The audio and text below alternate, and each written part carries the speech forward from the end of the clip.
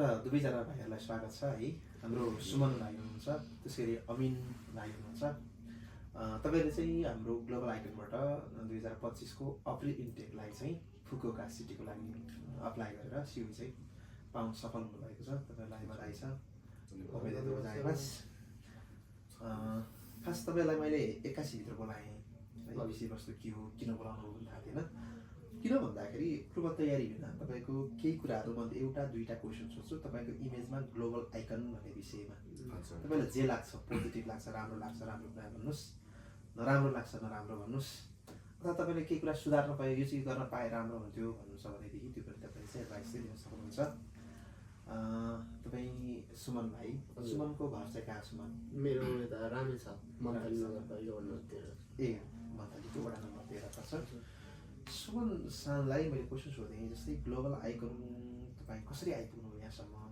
मलाई त अब अर्को थ्रु भन्दा पनि हामीले त वेबसाइटै हेरेर सिओईको आधारले मेरो दाइले नै पठाएर गएर मलाई रिफर गर्दैछ। अनि ए कुनै सामाजिक सञ्जालहरू राम्रो रहेछ भनेर यहाँ आइसकेपछि त तपाईँले यो बिचमा 6-8 महिना पढ्दाखेरि कस्तो खालको इन्भाइरोमेन्ट पाउनुभयो यहाँको बसाइमा?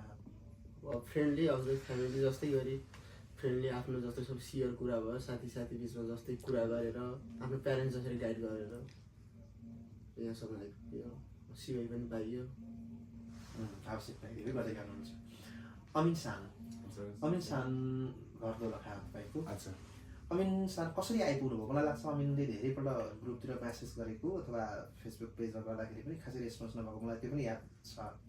त्यति बेला अलिक भिडभाड थियो होइन, नयाँ क्लासहरू पनि ठ्याक्कै सुरुवात नभएर लामो समयसम्म पुरेर यहाँ क्लास लिन आउनुभयो होइन त? तपाईँको नजरमा तपाईँको इमेजमा ग्लोबल आइकन कस्तो रहन पुग्यो अहिलेसम्मको, कस्तो रहेको छ? सब चिज राम्रो छ। हजुर। अनि अर्को कुरा भने एक्स्ट्रा भने चाहिँ जस्ट टिचर सिन्सियरहरू चाहिँ एकदम मिल्ने, अनि जस्ट आफूलाई आवश्यक परेको ठाउँमा जस्ट सहयोग चाहिँ कहिले छुट्दैन, जस्ट त्यति। अनि जस्ट अरू चिजमा पनि राम्रो छ, पढाइहरू भयो, गाइड गर्ने कुरा, अनि सब। यहाँको सबैभन्दा पोजिटिभ पक्ष चाहिँ के छ सुमन? सान पोजिटिभ युज कुरा चाहिँ अरूभन्दा अलिकति एक्स्ट्रा छ है भनेर? एक्स्ट्रा चाहिँ भन्दाखेरि कि विद्यार्थीलाई यो गरिसकेपछि आफ्नो कर्तव्य चाहिँ पुरा गर्नुपर्छ, पढ्नुपर्छ भन्ने चाहिँ यहाँ छ।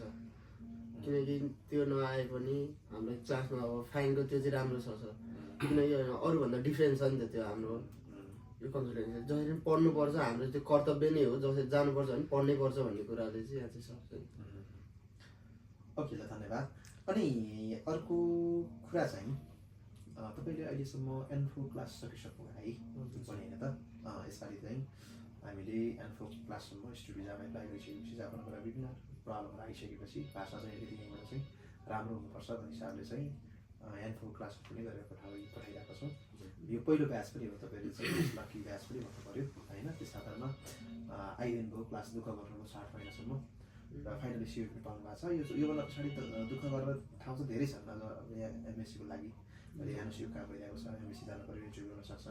भइसकेपछि नि जबको कुराहरू छन्, पार्ट टाइम जबको अझ भाषाहरू चाहिन्छ। हामीले पढेको भन्दा अलिकति फरक खालको चाहिँ हामीले चाहिँ कल्चरहरू बुझिरहनु पर्नेछ। ल मेहनत गर्नु है त। धन्यवाद।